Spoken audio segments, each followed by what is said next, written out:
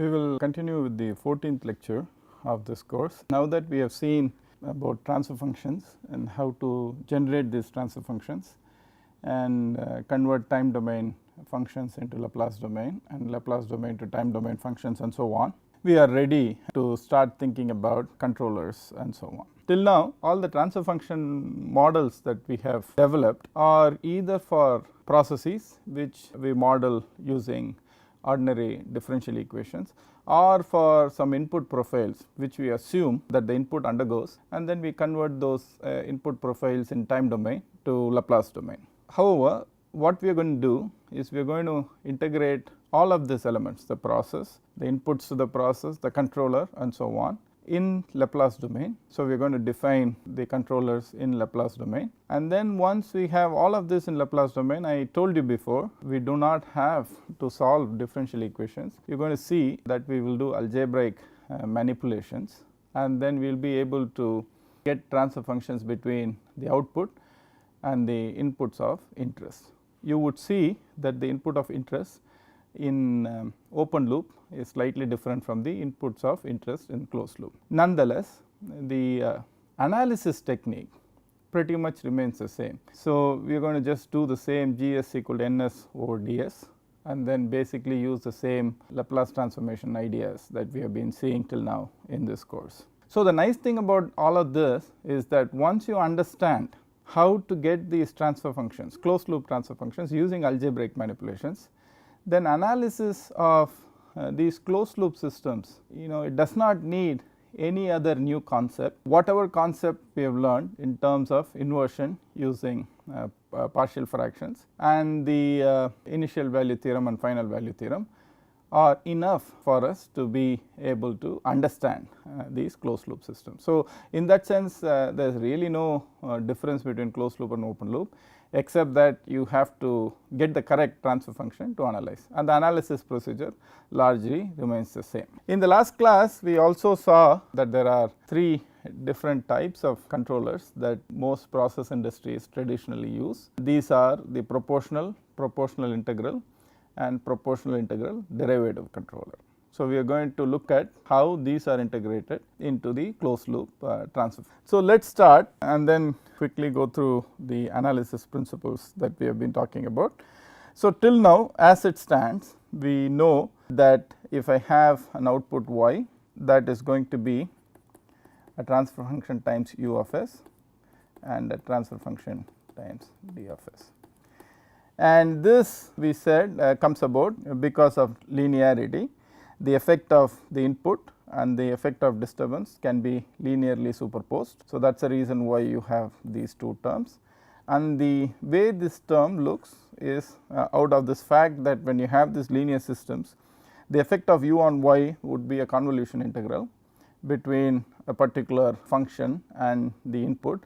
That convolution integral turns out to be a multiplication in Laplace domain. And similarly, as far as the disturbance is concerned, that will also be a convolution integral. So, from a time domain perspective, you will have one term a convolution integral for u, convolution integral for d. Both of them will become these product forms in the Laplace domain. So, this is something that we saw. So, now if you want to analyze this y either for just servo kind of problems or problems where there is really no disturbance, but just you are going to vary u, then basically you will say d of s is 0 because there is no disturbance, u of s is whatever functional form that is. Then you will have this, and this will turn out to be a numerator by denominator transfer function. So, you use the same trick that we have been learning till now to be able to get how the output looks in time domain. If you do not perturb the system, but there is a disturbance and you want to see the effect of the disturbance on the output, then you would say u of s is 0, d of s is something, then basically y of s is g d of s d of s. G d of s will be a transfer function, d of s will be a transfer function. The product will give you a numerator by denominator types, and then you can simply compute y of t. So, there is really nothing very hard here. Now, usually people get confused about what happens if there is both input variation and disturbance. It is the same thing, there is no difference at all. So, in this case u of s will be some functional form, d of s will be some functional form.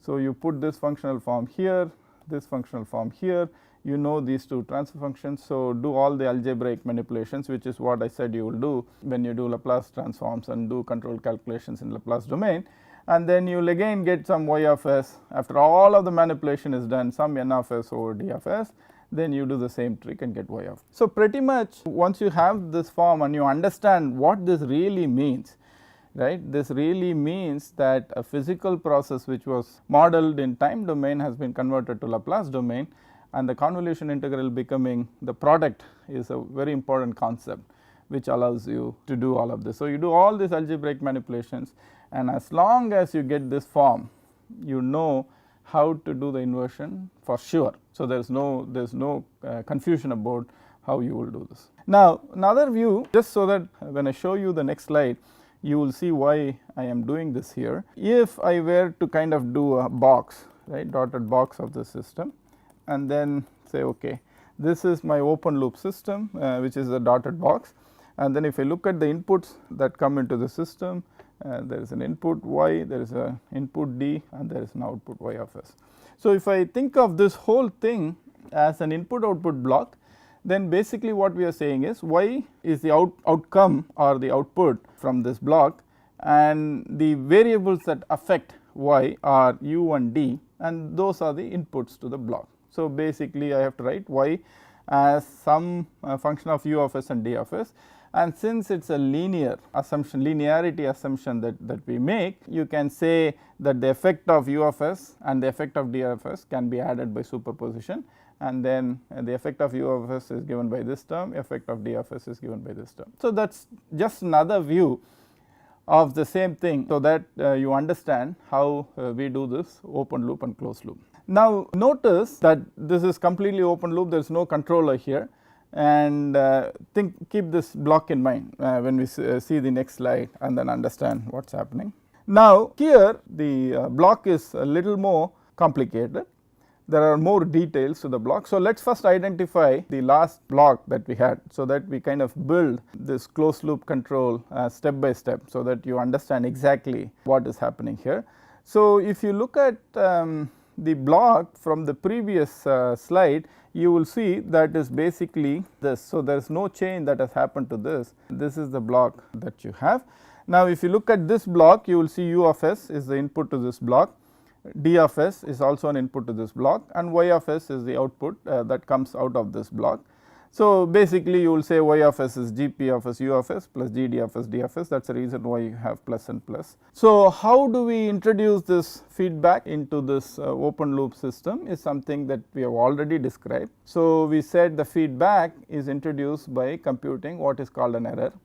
So, this is actually what the output value is, and then our interest is really in this output value taking a certain value, which we are going to call as the set point, right. So, basically error in time domain we said was y set point of t minus y of t. So, how different is the output from the set point? So, this could be made into e of s is y set point of s minus y of s, right. So, basically the error signal has to be the difference between the time set point value and the actual output, and then because of linearity and so on, you can simply do the same subtraction in the Laplace domain to get an e of s. So, this equation is represented by this block. So, what we are doing is we are feeding back this y, okay, and then we are sending in y set point of s, which is outside. So, that is something that we decide, and then we are comparing this y set point and this y. So, y set point minus y of s is what we get. So, this signal would then simply be e of s. Now, you also notice from the last lecture where we talked about P, Pi and PID controllers, the controller block takes the error and then decides what the manipulated or the input variable should be. So, just like how at this point we would say it is the component of y which is due to just u, which is gp u, and we will say here it is a component of d y which is due to d, which is gdd, and then we are adding this yu plus yd as the actual y. Similarly, if you look at this, the u of s has to be c of s times e of s. Okay. So, this is something that we have seen before, I am just saying this for completeness. So, u of s is c of s times E of s. And then once you have that, now this whole thing is complete. What it basically says is there is a certain u, if you want to think about this in a very linear fashion including the feedback. So we could say something like this: there is a u and there is a disturbance. Based on both of these, an output is realized, and this output is checked against a set point, and if the output and the set point are the same, then there is no error signal. So there is no job for the controller. So there is no change in us, everything is hunky dory and life can go regularly. However, if because of disturbance or because you actually change your y, when this y of s is fed back in, if it is different from the set point, either because the set point itself has changed or because the disturbance came in and then perturbed the system and y moved from a set point, then an error will be generated here. Okay. So once that error is generated, the controller kicks in. So the controller says, okay, the error has to be 0, so I am going to manipulate the variable, input variable or a manipulated variable. So this controller is going to take this error as the input and then say the manipulated or the input variable has to take a certain value.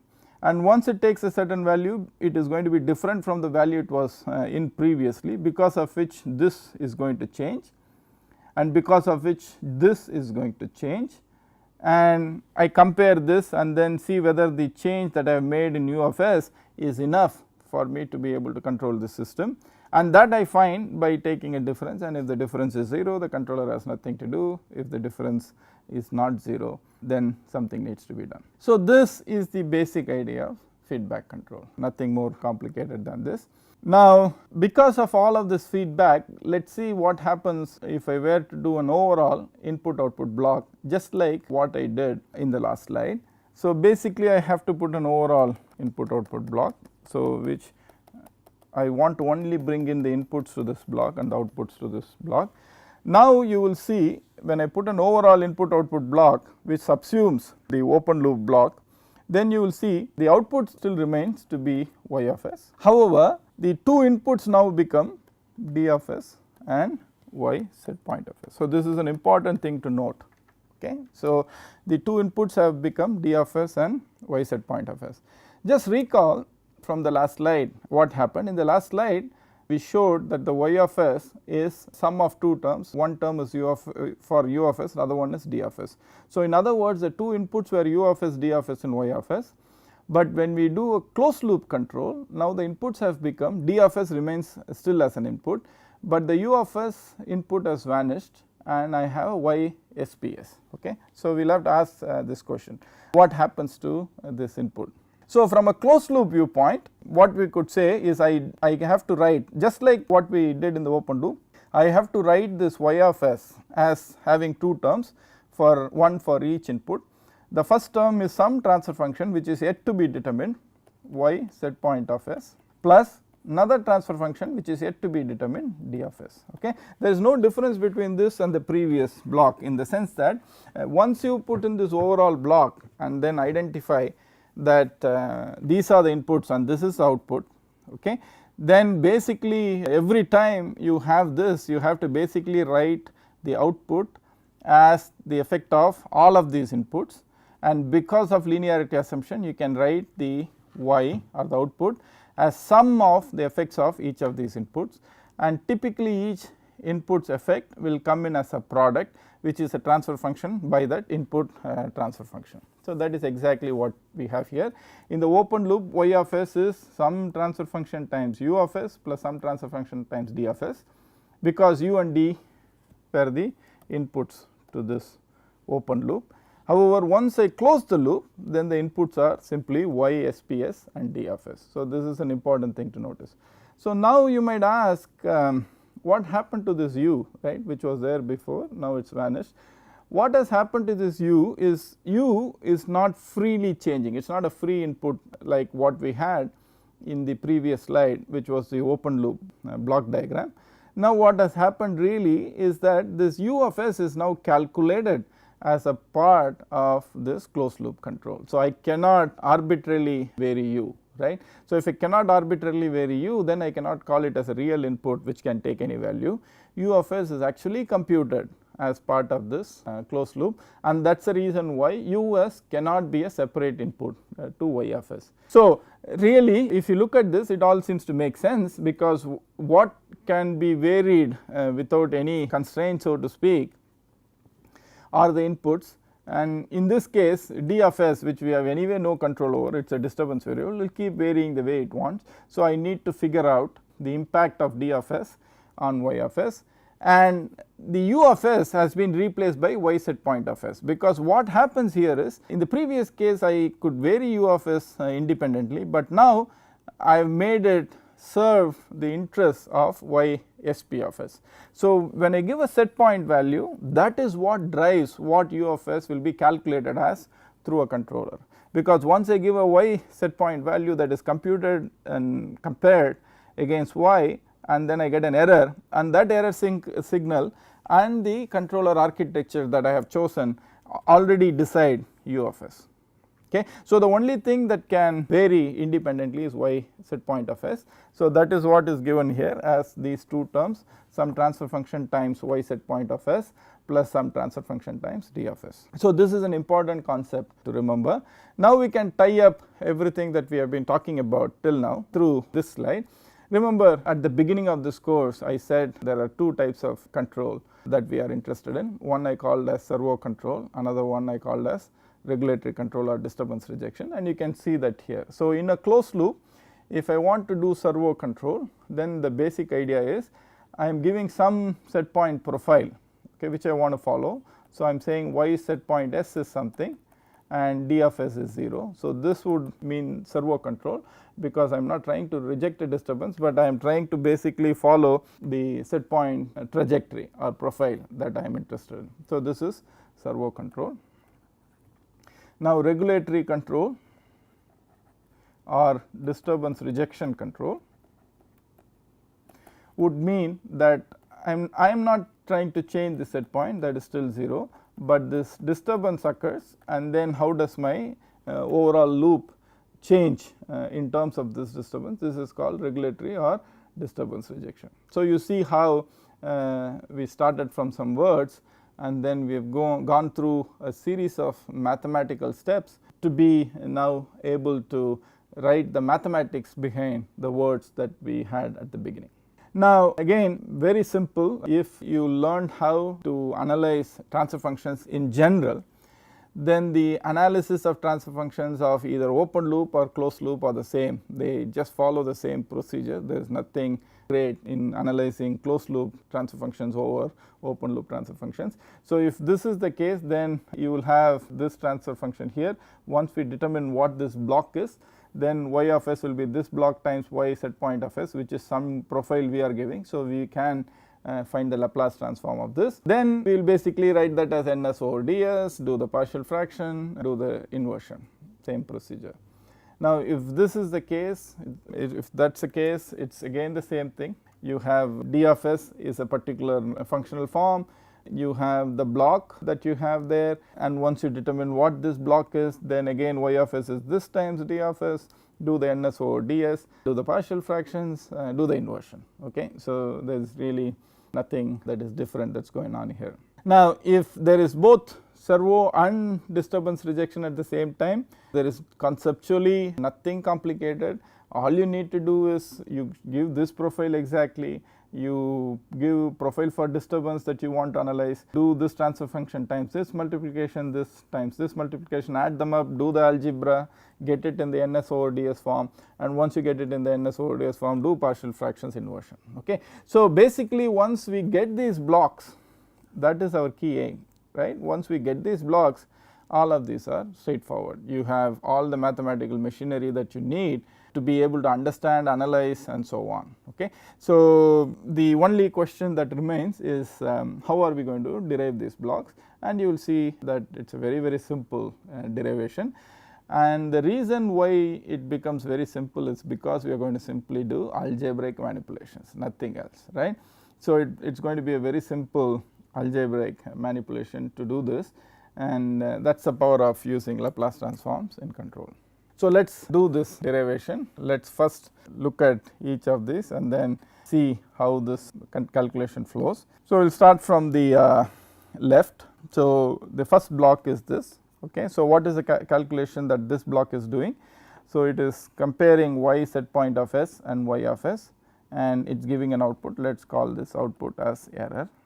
Okay. So, the first block computation is simply the E of s is y set point of s minus y of s. Okay. Then we come to the next block, which is the controller block.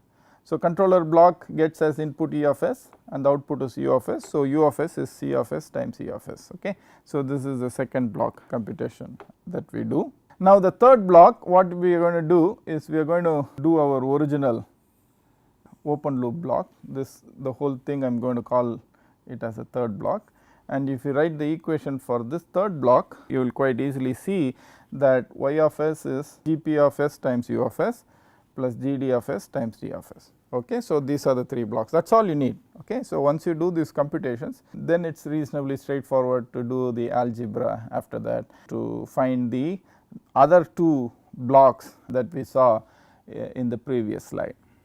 Okay. So, what we are going to do is remember, a simple thing is ultimately our interest is in writing y of s as, so because this is a big block right here, right. So, we have already talked about this quite a bit in the last slide.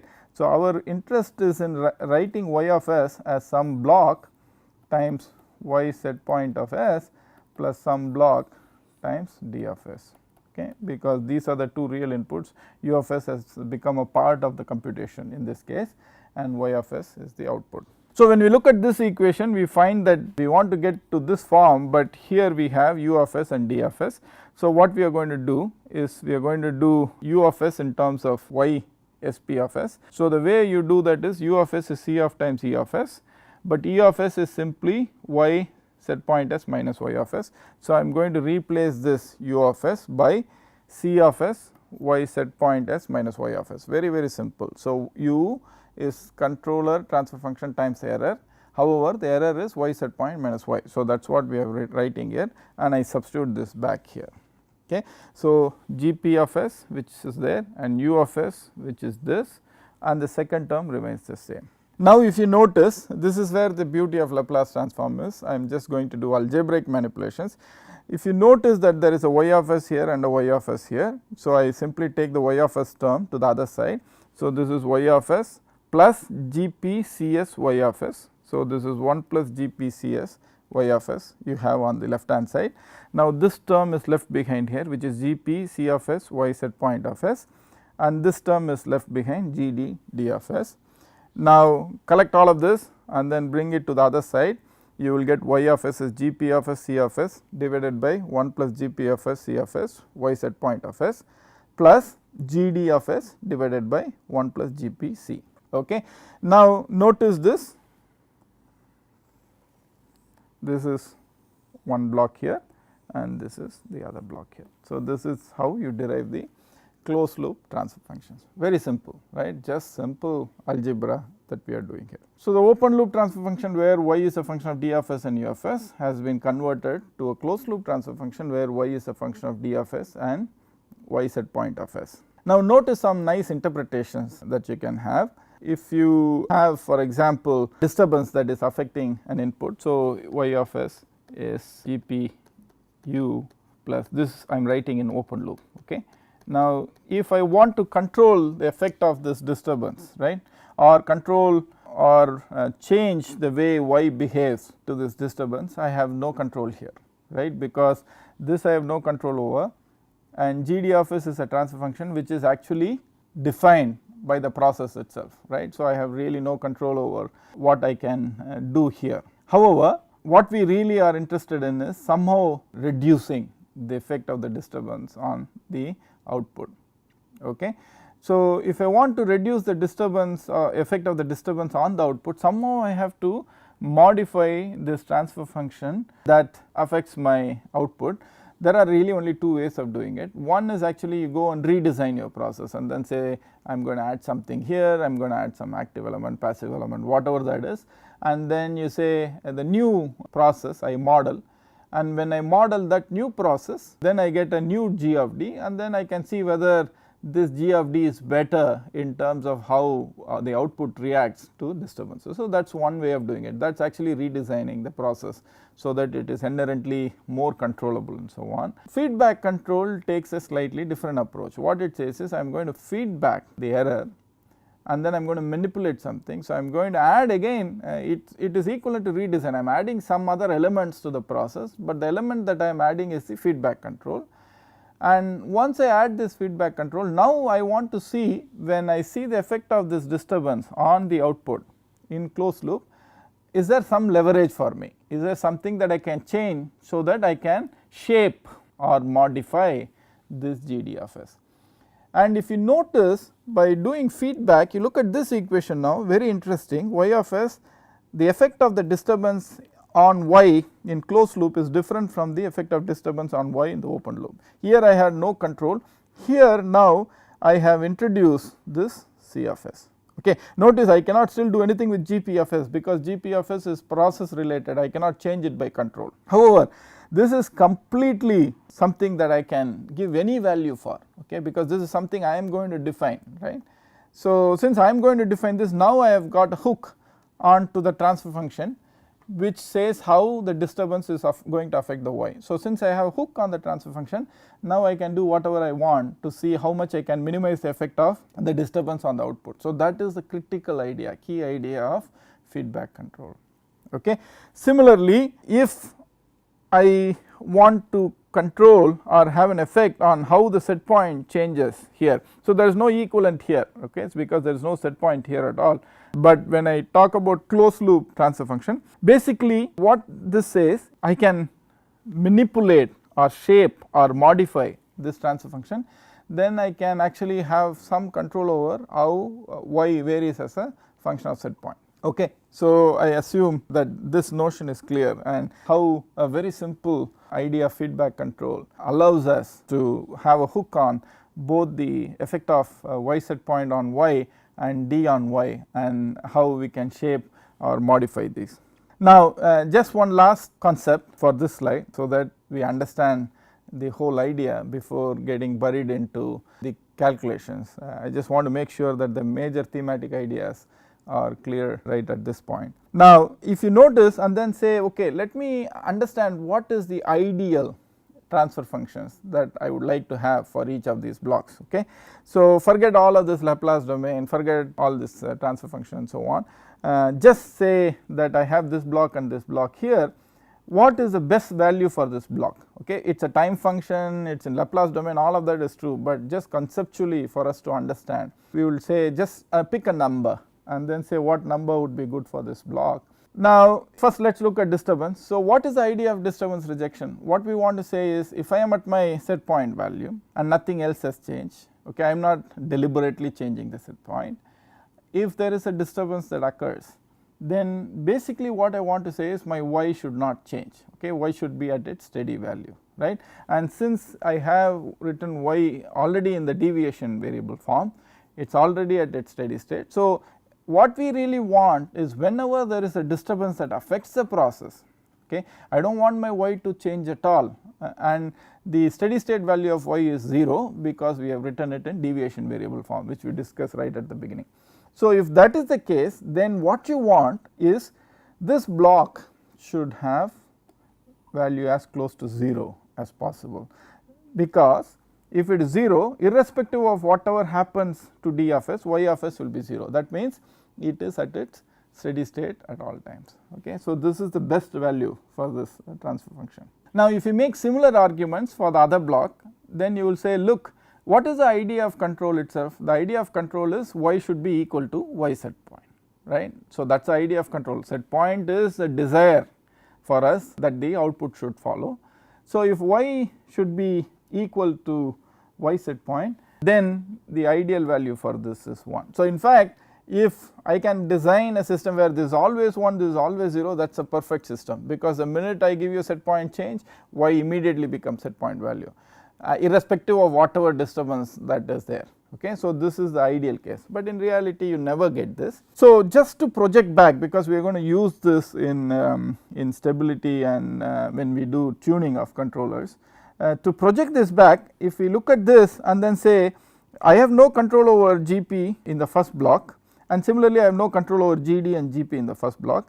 So, if I just think of these as numbers, okay, and say what would give me really good control, then basically we will say if C of s is very large, okay, then GP C of s divided by 1 plus GP C of s will be close to 1. So, large C of s, okay, which is kind of large gain control in simple terms, and as a first idea you will understand that as I keep making CSK larger and larger and larger, I will get better and better servo response. Okay. So, remember the last lecture we talked about a proportional controller. The form of the proportional controller was simply K. Supposing I were to just put K here and I keep making K become larger and larger, as K tends to, let us say, very large value, this divided by this will be very close to 1.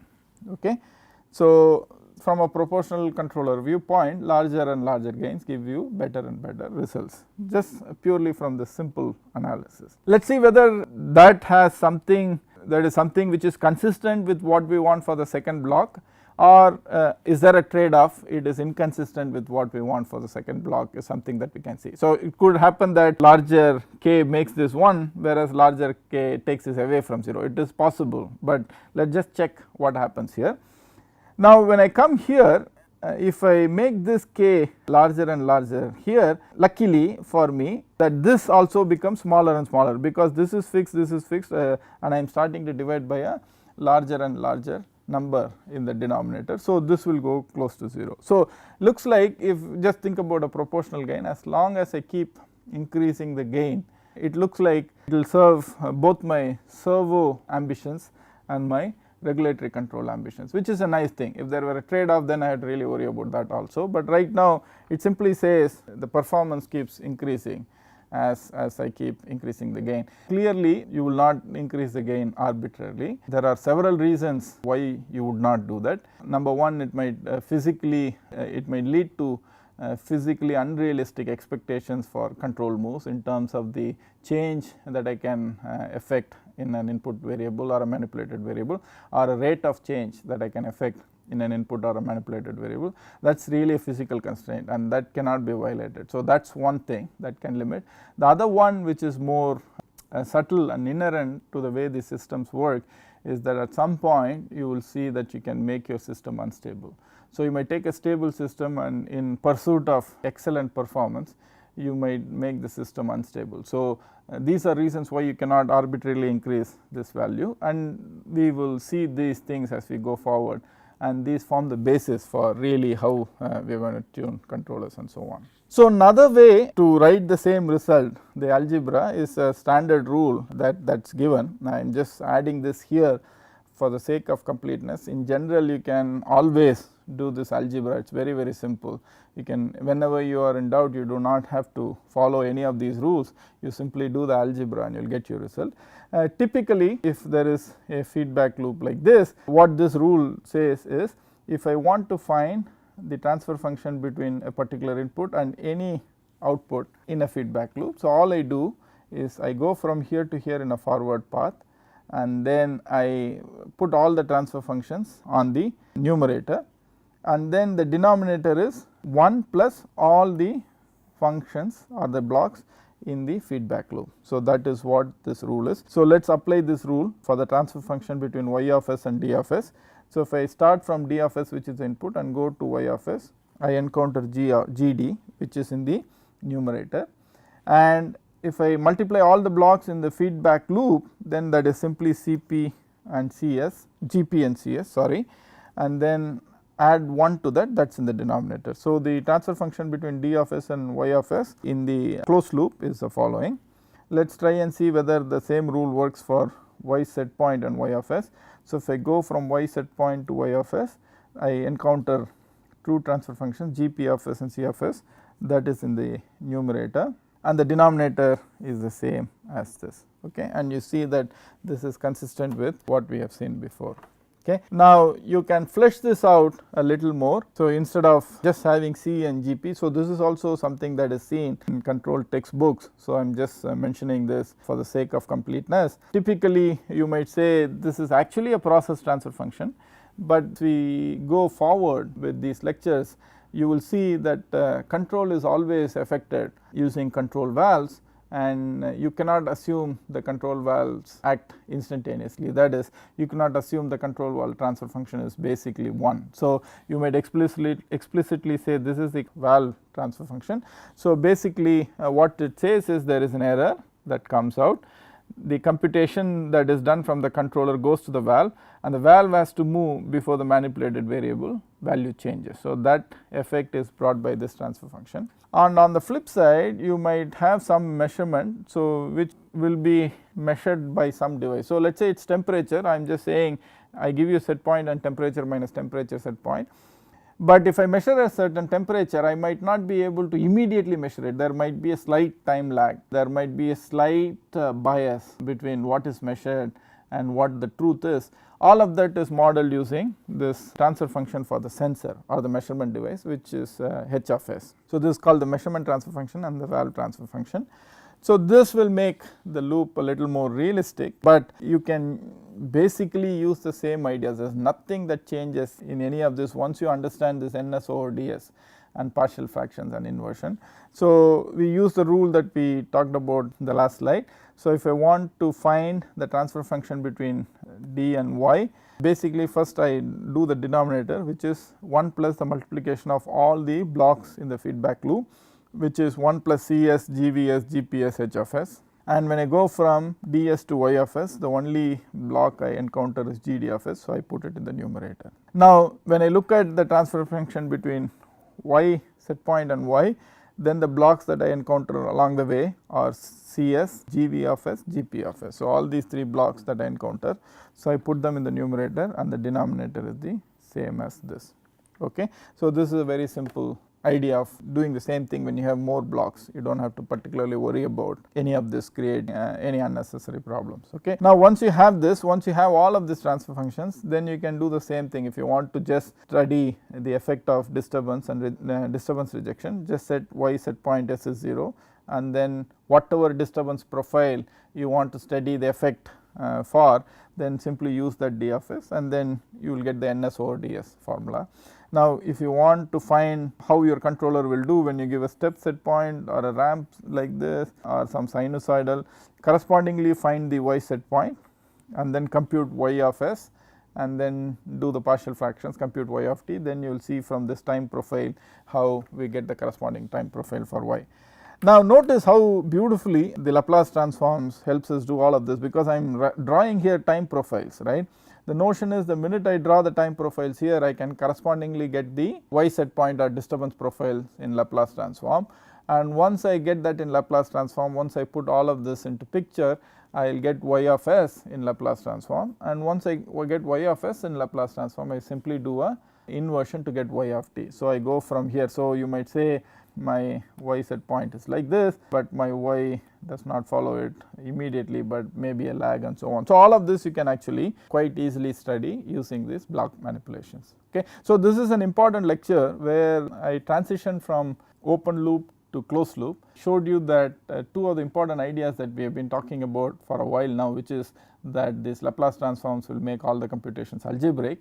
I show you how that works, and then once I show you how that works, then that leads to this derivation of these transfer functions in closed loop, which is given by that simple rule. If you want to follow that, multiplication of all the blocks between the 2 input and the output divided by 1 plus multiplication of all the blocks in the feedback loop.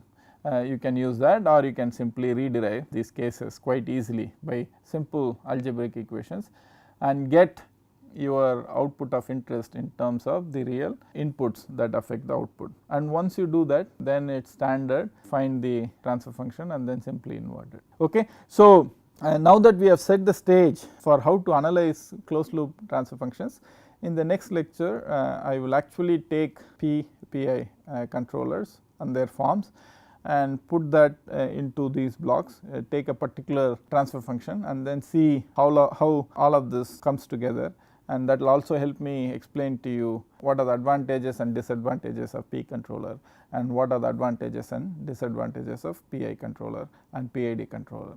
Okay, so once we do that, then we will have a very good intuitive idea of how all of this is done, the advantages and disadvantages of these controllers. Then we can go on to actually how do I tune these controllers, so that I get performance that I desire. Okay, I will see you in the next lecture. Thank you.